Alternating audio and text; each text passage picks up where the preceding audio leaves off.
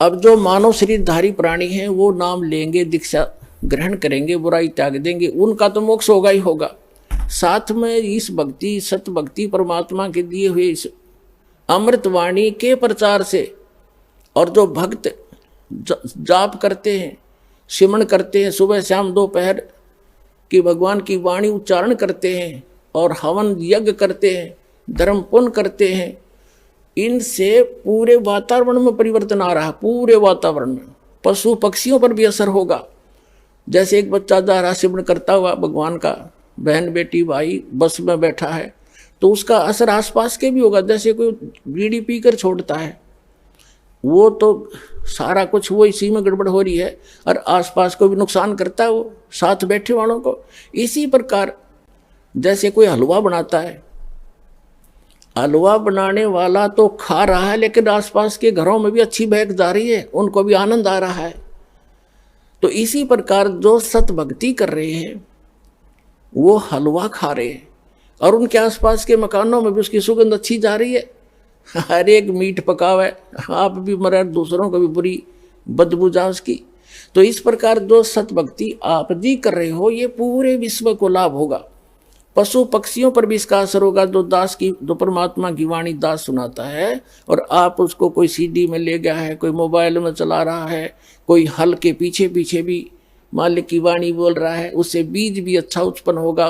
उस अन्न को भी जो खाएगा, ऐसे व्यक्ति के बोए हुए को खाने वाले पर भी उसका असर होगा। एक समय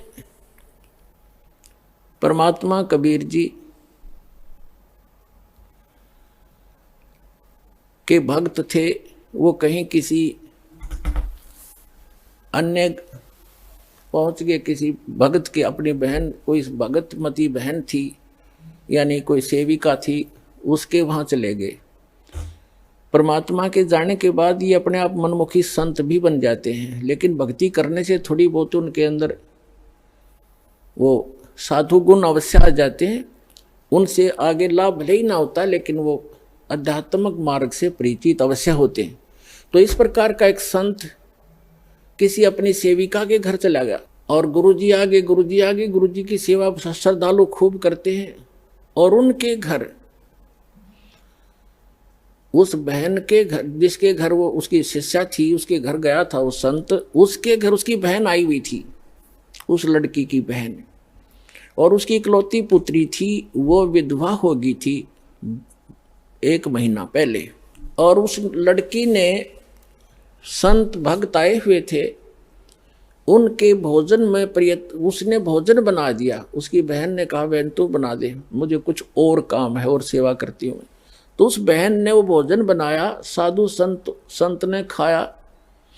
सुबह उठ के उसको सारी रात सपने आए, मेरी बेटी विधवा होगी, हे भगवान क्या होगा, मेरी बेटी विधवा होगी, इसके तो बालक भी छोटे छोटे हैं, अब इसका क्या हाल होगा है। आगे दूसरा पति, उसका भाई भी नहीं था पति का, बटेऊ का, अब इसका क्या रहा होगा, यानी इतनी चिंतित थी।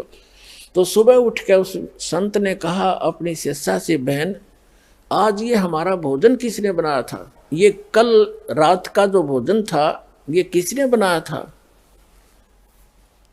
तो उसने बताया, जी मेरी बहन आई हुई है, उसने बनाया था। अच्छा, क्या उसका कोई आपत्ति है उसके ऊपर, कोई दुख है उसको?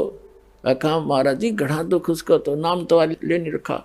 उसकी एक का बेटी थी और वो विवाह करा था, 2 बालक छोटे छोटे, उसके पति की मृत्यु होगी, विधवा होगी बेटी, यह बहुत दुखी है।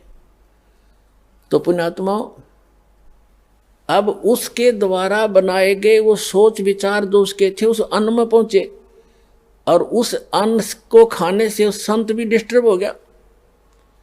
और इसी प्रकार आप इस भक्ति, जैसे बहन बेटियां हैं, अब क्या करती हैं, मोबाइल परमात्मा ने चला दिए और बहुत से सिस्टम ऐसे चल गए हैं।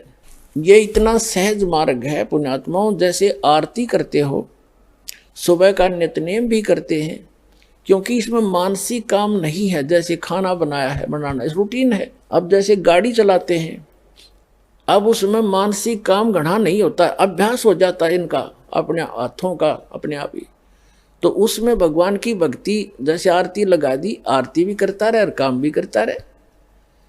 और जैसे तो इसी प्रकार जैसे बहन आरती करती हैं या मंत्र करते करते नाम आरती रोटी बना रहे हैं मंत्र करने लगे, तो उनका असर उस अन्न में भी होगा और खाने वाले को भी वो अनुकूल करेगा, उसमें उसका लाभ देगा। तो इसी प्रकार ये साधना ऐसी है, इससे बहुत पूरे विश्व का कल्याण हो जाएगा।